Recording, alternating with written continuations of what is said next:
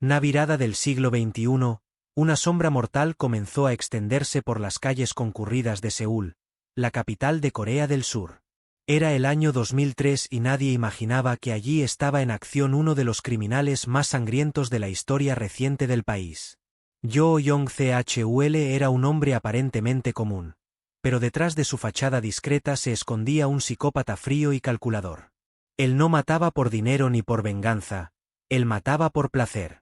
Sus primeros crímenes comenzaron discretamente, casi sin llamar la atención de las autoridades. Pero pronto los asesinatos serían imposibles de ignorar. La brutalidad de las escenas dejaba incluso a los investigadores perplejos. La ciudad de Seúl, conocida mundialmente por su orden y tecnología avanzada, pasaría a convivir con una pesadilla inesperada. Las noticias sobre muertes violentas empezaban a surgir con frecuencia alarmante. ¿Yo elegía a sus víctimas al azar? ¿O seguía algún patrón oculto? Esa pregunta flotaba en el aire mientras la policía intentaba desentrañar la mente del asesino. Él solía atacar en zonas residenciales tranquilas, donde la sensación de seguridad era falsa. Nadie imaginaba que dentro de un apartamento silencioso podría estar ocurriendo una masacre. Las víctimas variaban entre hombres y mujeres, jóvenes y ancianos. Muchas veces, los cuerpos eran encontrados en posiciones grotescas, como si el asesino estuviera enviando un mensaje silencioso a la sociedad. El pánico crecía entre los residentes. Los padres temían dejar salir solos a sus hijos. Los porteros controlaban cada entrada con mayor rigor y muchos comenzaron a dormir con las luces encendidas. Yoo Yong-chul aún no era un nombre familiar, pero su rastro de sangre ya era inconfundible. Cada nuevo crimen parecía firmado con crueldad, como si él estuviera desafiando a las autoridades.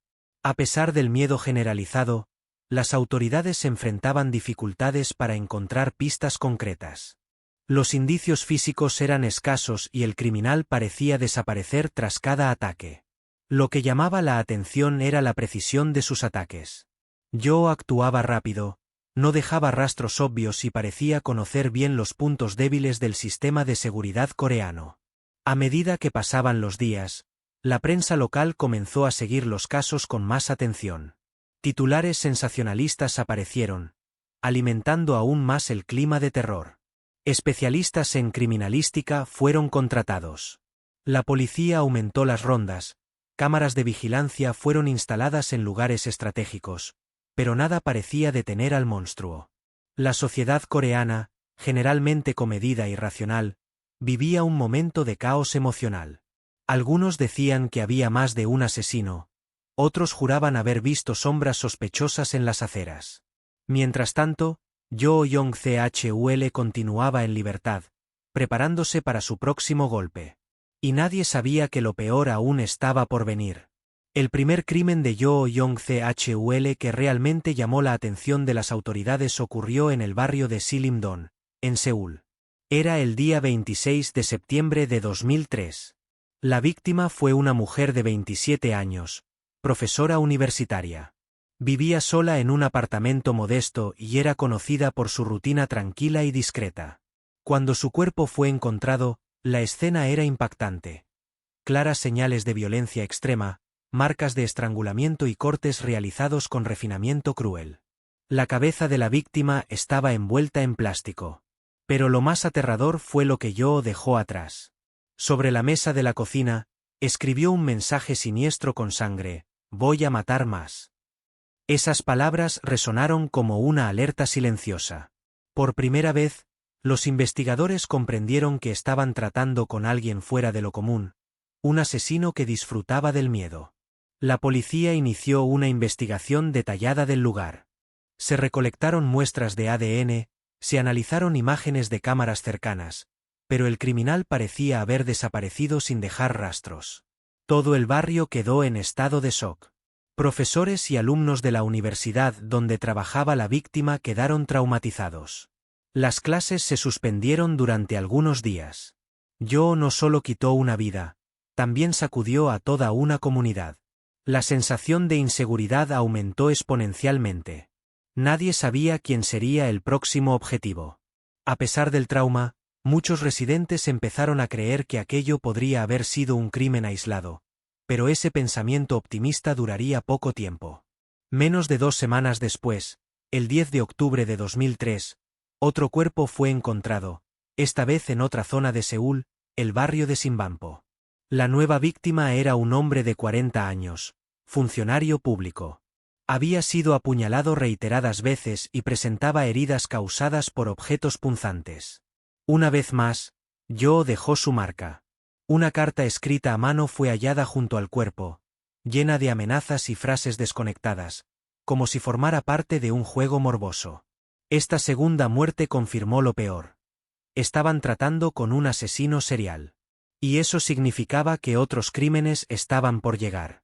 Los medios surcoreanos comenzaron a seguir cada movimiento de la investigación. Los noticieros transmitían constantemente actualizaciones, alertas y mensajes a las familias sobre cómo protegerse. Mientras tanto, Yoo Jong-chul ya planeaba su próximo ataque. Un patrón comenzaba a surgir y la policía finalmente despertaba ante la gravedad de la amenaza que acechaba sobre la ciudad. Tras el segundo asesinato, los investigadores de la policía surcoreana empezaron a percibir algo inquietante. Existía una similitud evidente entre ambos crímenes. Ambas víctimas fueron encontradas en apartamentos cerrados, sin señales de haber sido forzados. Esto indicaba que Yoo Jong-chul lograba entrar sin levantar sospechas, o tal vez ya era conocido de las víctimas. Además, la brutalidad de los ataques era casi idéntica. Ambos sufrieron violencia extrema y sus casas habían sido convertidas en escenarios de terror. Era como si el asesino estuviera montando un espectáculo mórbido. La policía reunió un grupo especializado para estudiar los patrones del criminal. Cada detalle importaba: posición de los cuerpos, objetos dejados en el lugar, incluso la forma en que escribía los mensajes amenazantes. Yoo usaba una letra desorganizada, a veces con errores intencionales, como si intentara confundir a los expertos. Pero esos detalles terminarían siendo una pista valiosa. El tercer crimen ocurrió el 17 de octubre de 2003, nuevamente en Seúl, pero esta vez en el barrio de Sindaeban. La víctima fue una mujer de 38 años, empleada pública. Fue hallada muerta en su casa, con marcas de estrangulamiento y heridas provocadas por objetos punzantes. El patrón se consolidaba y el miedo crecía. En esa escena, Yoo fue aún más cruel. Colocó el cuerpo de manera simétrica y dejó una frase escrita en la pared con sangre: ¿Quién es el próximo? Aquello era más que un crimen, era una provocación directa a las autoridades y a la sociedad coreana. El monstruo no temía ser descubierto. De hecho, parecía estar disfrutando. Desde ese momento, los noticieros comenzaron a llamar al asesino el Joker de Seúl. Un apodo aterrador, pero preciso, que resonaría por todo el país. La presión sobre la policía crecía cada día. Familiares de las víctimas exigían respuestas y el gobierno enfrentaba críticas por no lograr identificar al criminal. Cámaras de seguridad fueron instaladas en mayor cantidad en los barrios afectados. Residentes formaron grupos de vigilancia nocturna y muchos dejaron de salir solos tras la puesta del sol. Mientras tanto, Yoo Jong-chul continuaba su marcha de horror. Sabía que estaba siendo buscado, pero eso solo parecía avivar su deseo de matar. El cuarto asesinato ocurrió pocos días después, el 25 de octubre, nuevamente en Seúl. Esta vez, la víctima era un hombre de 55 años, comerciante jubilado. El patrón se repitió. Ningún signo de intrusión, violencia extrema, mensaje escrito con sangre. Era evidente. El Joker de Seúl había encontrado su ritmo. Y no tenía intención de detenerse pronto. Con el cuarto asesinato confirmado, el ambiente en Seúl comenzó a cambiar drásticamente. El miedo que antes era localizado ahora se extendía como un virus silencioso. La sensación de inseguridad invadió a la población. Las mujeres evitaban caminar solas de noche, los hombres cerraban las puertas con más cuidado y los niños no podían jugar en la calle sin supervisión. El apodo El Joker de Seúl se popularizó en redes sociales y noticieros. Muchos comparaban a Yoo Jong-chul con el villano de cómics, no por su apariencia, sino por su frialdad y crueldad imprevisible. A pesar del avance tecnológico de Corea del Sur, los investigadores aún enfrentaban dificultades para identificar al criminal. No se había encontrado ningún rastro físico relevante hasta entonces. Sin embargo, una nueva pista surgió tras el quinto crimen, cometido el 30 de octubre de 2003.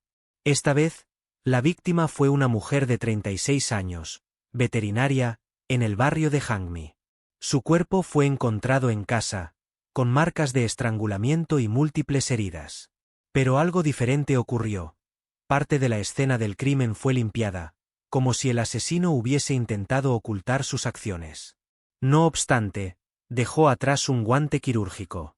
Era la primera prueba física significativa que tenían los investigadores. La policía comenzó a analizarla con atención. La presencia del guante generó nuevas teorías.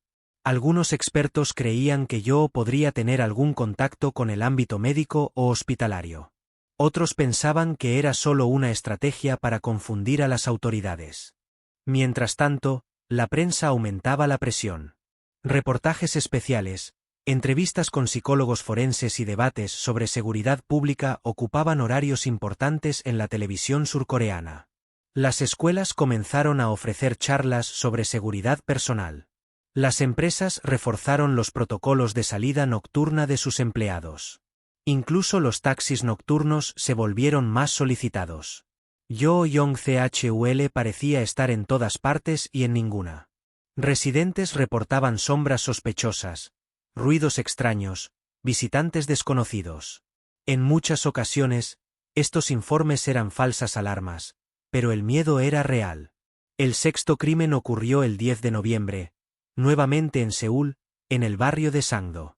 La víctima fue un hombre de 48 años, profesor jubilado. El patrón seguía intacto.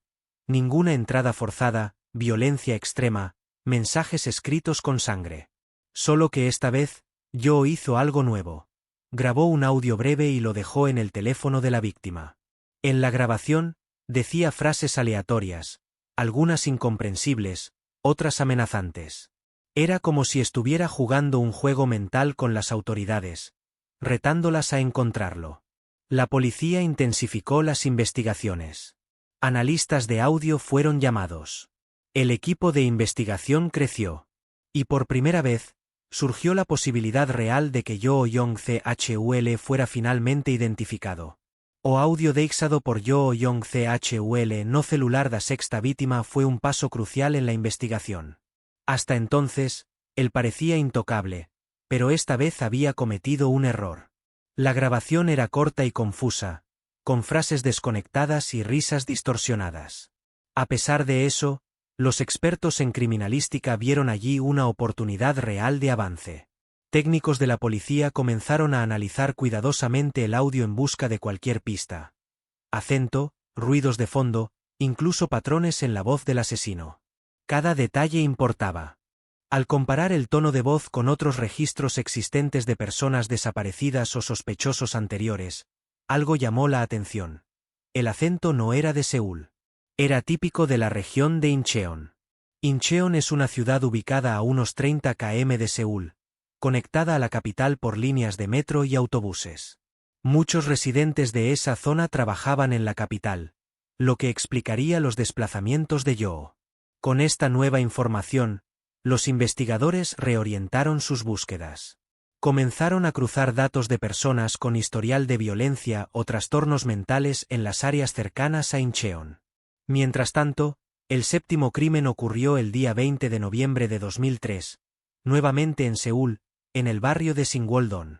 La víctima fue una mujer de 42 años, dueña de una tienda de artesanía. Su cuerpo fue encontrado con signos de asfixia y múltiples heridas. Esta vez, Yoo se llevó parte de la ropa de la víctima como trofeo, un comportamiento típico de algunos asesinos en serie. A cada nuevo asesinato, el miedo aumentaba. La prensa local ya hablaba de caza humana y terror urbano. Algunos periódicos llegaron a sugerir toques de queda voluntarios. La presión sobre la policía crecía exponencialmente. Manifestaciones exigiendo mayor seguridad comenzaron a surgir frente a la Comisaría Central de Seúl. Las autoridades estaban bajo fuego cerrado. Fue en este contexto tenso que apareció una nueva pista. Un vecino de Incheon reportó haber visto a un hombre extraño rondando edificios residenciales días antes del último crimen. El hombre descrito tenía características similares a las de Yoo Yong-chul. Usaba gafas oscuras, camisa formal y cargaba una mochila pesada, incluso sin motivo aparente. La descripción física y el comportamiento coincidían con el perfil trazado por los expertos. La policía decidió monitorear la zona con más atención e instaló cámaras adicionales en puntos estratégicos. Yoo, sin embargo, parecía siempre estar un paso adelante. Cambiaba constantemente de ruta, evitaba mirar directamente a las cámaras y mantenía su identidad oculta. Aún así, los investigadores tenían ahora dos elementos fundamentales: el acento de Incheon y el patrón de movimiento del criminal. Era el comienzo del fin. Con el acento de Incheon identificado y la descripción del hombre sospechoso en las calles, los investigadores de la policía surcoreana comenzaron a estrechar el cerco al Joker de Seúl.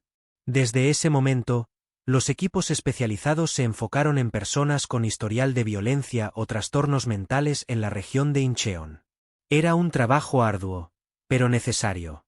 Yoo Yong-chul tenía 37 años en aquel momento y vivía una vida aparentemente discreta. Vivía solo en una casa modesta en las afueras de Incheon, lejos de la vista pública. Era conocido por pocos vecinos, evitaba conversaciones largas y mantenía hábitos extraños, como salir de noche con ropa diferente y usar siempre gafas oscuras, incluso dentro de edificios. Antes de convertirse en un asesino en serie, Yoo tuvo una juventud problemática.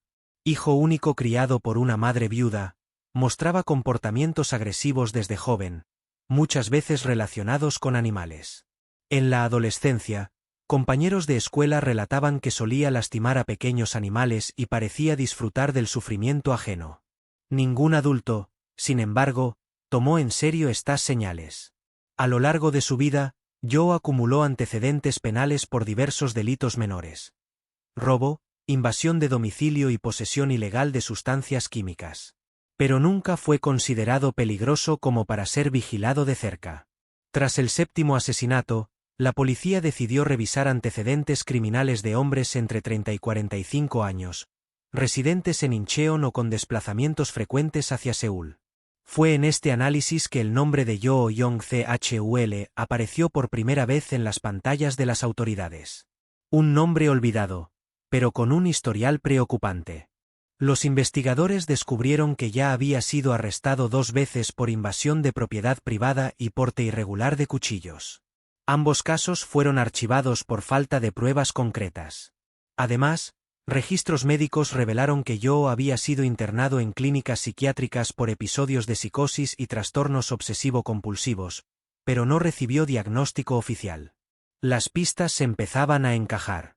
El perfil trazado por los expertos coincidía exactamente con el patrón de comportamiento de Yoo: aislamiento social, gusto por el control y necesidad de provocar miedo.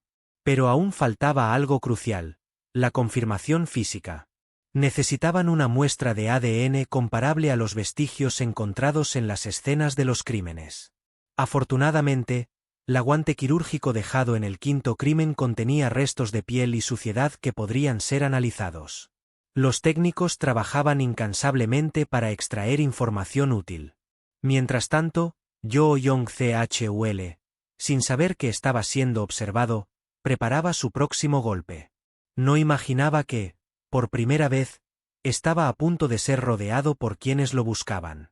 Mientras los investigadores analizaban el ADN recogido del guante quirúrgico, una nueva línea de investigación comenzó a ganar fuerza: la búsqueda de familiares cercanos de Yoo Yong-chul. La policía descubrió que tenía un hermano menor que vivía en otra ciudad. Aunque no tenía historial criminal, fue citado para declarar y proporcionar una muestra de ADN. El análisis genético reveló una coincidencia inquietante. Parte de las características del ADN encontrado en la escena del crimen eran compatibles con el perfil genético del hermano de Yoo. Esto indicaba que había parentesco directo entre el sospechoso y el autor de los crímenes. Era la confirmación que faltaba para acelerar la caza del Joker de Seúl. Con base en esta información, los investigadores comenzaron a vigilar discretamente la casa de Yoo en Incheon. Cámaras fueron instaladas en las proximidades y agentes iniciaron rondas encubiertas. Yoo Yong-chul, sin embargo, era un hombre extremadamente cauteloso. Parecía sentir cuando estaba siendo observado y evitaba patrones fijos de salida o movimiento. Aún así, los investigadores notaron algo peculiar. Siempre que salía de casa, llevaba una mochila pesada y usaba ropa diferente, como si estuviera preparándose para algo. Fue el día 1 de diciembre de 2003 cuando todo cambió. Un vecino sospechó del extraño comportamiento de Yoo y llamó a la policía informando actitud sospechosa. Los agentes, ya alertados sobre el caso, llegaron rápidamente al lugar. Cuando fue confrontado, Yoo intentó huir, pero fue rodeado y detenido sin ofrecer resistencia violenta. En su mochila, los policías encontraron un cuchillo ensangrentado, guantes quirúrgicos, cinta adhesiva e incluso una pequeña cámara digital, posiblemente usada para registrar a sus víctimas. Al ser llevado a la comisaría, Yoo permaneció en silencio durante horas. Pero tras varios interrogatorios, finalmente confesó: sí, yo soy el Joker de Seúl. Él contó detalles impactantes sobre sus crímenes, incluyendo cómo elegía a sus víctimas, cómo entraba en los apartamentos y hasta cómo se sentía después de cada asesinato. Para los investigadores, era surrealista escuchar aquella voz tranquila describiendo escenas de horror con tanta frialdad. Para la sociedad surcoreana, era el fin de una pesadilla. El anuncio de su detención fue transmitido nacionalmente. Miles de personas vieron las imágenes de su rostro, y muchos lloraron de alivio al saber que finalmente estaba tras las rejas. Pero aunque estaba detenido, Yoo aún tenía mucho que revelar. Su mente se retorcía en secretos oscuros que apenas comenzarían a salir a la luz durante el juicio. El proceso sería largo, doloroso y revelador. Con Yoo Yong-chul oficialmente detenido, el país pudo respirar aliviado. Pero la justicia aún debía hacerse. En pocas semanas, fue formalmente acusado de múltiples homicidios. El proceso judicial comenzó a mediados de enero de 2004, en el Tribunal Distrital Central de Seúl. La prensa cubrió cada detalle del caso, y familiares de las víctimas asistieron para escuchar las declaraciones del propio asesino. Yoo confesó haber cometido al menos 8 asesinatos, pero los expertos creían que el número real podría ser mayor. Describió los crímenes con frialdad, como si estuviera contando una historia cualquiera. Durante el juicio, peritos psiquiátricos fueron llamados para evaluar su estado mental. Concluyeron que Yoo no estaba loco, tenía plena conciencia de sus actos. Era simplemente un psicópata calculador. Esta conclusión fue fundamental para el veredicto. Como sabía diferenciar lo correcto de lo incorrecto, aunque no sintiera remordimiento, sería considerado legalmente responsable por sus actos. Familiares de las víctimas tuvieron derecho a declarar. Muchos lloraron, otros gritaron, algunos exigieron justicia severa. Un padre llegó a decir: «Tú mataste a mi hija. ¿Qué tipo de hombre eres?». Yoo escuchó todo en silencio. No mostró arrepentimiento. Cuando fue preguntado sobre sus motivos, respondió con sencillez: «Quería ver hasta dónde podía llegar. Quería saber hasta dónde el miedo me podía llevar». Su abogado intentó usar la defensa de la locura, pero fracasó. Los jurados quedaron impresionados con la claridad mental de Yoo durante su testimonio. Él parecía más orgulloso que arrepentido. En marzo de 2004, el veredicto finalmente cayó. Yoo Yong-chul fue condenado a prisión perpetua. Una sentencia poco común en Corea del Sur, reservada para los peores criminales. La sentencia fue recibida con mezcla de emociones. Para muchas familias, era justicia, pero no devolvía a sus seres queridos. Para la sociedad, era el fin de una pesadilla que sacudió la confianza nacional. La prensa local pasó días analizando el caso desde todos los ángulos: psicológico, social y policial. Documentales, reportajes y libros comenzaron a surgir, tratando de entender qué convirtió a Yoo en un monstruo. Expertos debatían si fallas en el sistema permitieron que actuara durante tanto tiempo. ¿La policía tardó en reconocer el patrón? ¿La sociedad ignoró señales? El caso también generó cambios importantes en las políticas de seguridad pública. Las ciudades invirtieron más en cámaras, vigilancia comunitaria y entrenamiento policial para identificar asesinos en serie precozmente. Hoy, el nombre de Yoo Yong-chul aún es recordado en Corea del Sur como uno de los mayores criminales de la historia reciente. Su imagen aparece frecuentemente en programas de investigación criminal y análisis psicológicos. Pero aunque está tras las rejas, su sombra sigue presente en la memoria colectiva. Un recordatorio de que el mal no siempre viene con cara de monstruo. A veces parece humano, y eso es lo más aterrador de todo. Aprisao de Yoo Yong-chul fue un hito en la historia criminal de Corea del Sur. Hasta ese momento, el país rara vez había enfrentado un caso tan brutal y bien planeado por parte de un solo individuo. El hecho de que él hubiera actuado durante tanto tiempo sin ser identificado puso en tela de juicio no solo los métodos investigativos, sino también la forma en que la sociedad surcoreana manejaba cuestiones de seguridad individual y colectiva. Durante el juicio, una serie de documentos fue revelada al público, incluyendo fotos de las escenas de los crímenes, informes psiquiátricos y hasta cartas escritas por Yoo durante su prisión preventiva. Esas cartas eran aterradoras. Él hablaba de sus víctimas como si estuviera describiendo personajes de una novela ficticia, siempre con frialdad y detalles perturbadores sobre cómo se sentía tras cada asesinato. Uno de los testimonios más impactantes fue el de una vecina que vivía cerca de Yoo en Incheon. Ella contó que ya lo había visto sonriendo tranquilamente mientras veía noticias sobre sus propios crímenes.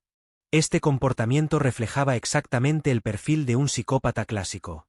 Ausencia de remordimiento, necesidad de control y deseo de ver caos a su alrededor.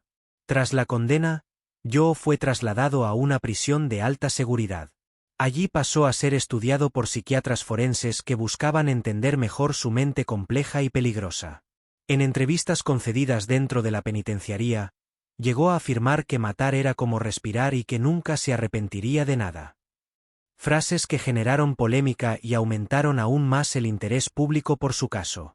El impacto del caso fue tan grande que inspiró cambios reales en las políticas públicas. El gobierno creó nuevos protocolos de alerta para asesinos en serie y destinó recursos para formación especializada de agentes de seguridad. Además, se desarrollaron programas educativos para enseñar a niños y adolescentes cómo reconocer señales de comportamientos violentos o antisociales en compañeros y vecinos. Yoo Yong-chul se convirtió en un caso de estudio en universidades de psicología criminológica, siendo frecuentemente comparado con otros asesinos en serie famosos, como Ted Bundy y John Wayne Gacy. Pero hay algo particularmente aterrador en su caso. No era un criminal oportunista. Era alguien que parecía elegir sus objetivos con cuidado, casi como parte de un ritual. Su inteligencia, combinada con su falta de empatía, lo convirtió en uno de los criminales más temidos de la historia reciente de Asia. Y esto plantea una pregunta importante: ¿cuántos otros individuos así están entre nosotros? El miedo que esparció por la población duró años. Incluso después de su detención, muchos residentes de Seúl continuaron evitando ciertos barrios por la noche, y algunas mujeres mantuvieron hábitos de seguridad extremos por mucho tiempo. El caso también sacó a la luz una discusión sobre el papel de los medios en la divulgación de crímenes violentos. Algunos expertos argumentan que la cobertura excesiva puede incentivar a criminales con tendencias similares. Por otro lado, la amplia exposición ayudó a concienciar a la población sobre medidas de prevención y seguridad personal, además de estimular denuncias de comportamientos sospechosos. Yoo nunca mostró arrepentimiento, ni siquiera cuando fue confrontado con fotos de sus víctimas o con familiares de ellas. Su frialdad es lo que más impresiona a quienes analizan su perfil. Hoy vive aislado en una celda, lejos de la sociedad. Pero su legado permanece, no solo como un criminal, sino como un símbolo del mal que puede surgir bajo la máscara de la normalidad. Este caso nos muestra que la vigilancia social no debe confundirse con paranoia. A veces, prestar atención a pequeños detalles puede salvar vidas. Y aunque podamos pensar que estamos seguros, el verdadero terror muchas veces se esconde a plena vista, esperando el momento adecuado para atacar. Por eso debemos estar siempre alertas, informados y preparados. Porque el mal no siempre lleva capucha o arma. A veces, sonríe y saluda antes de desaparecer en las sombras. Si este contenido te impactó, no olvides darle me gusta, compartirlo y suscribirte al canal. Activa la campanita para recibir notificaciones de nuevos vídeos y continúa con nosotros en este viaje al lado oscuro de la mente humana. Hasta la próxima investigación.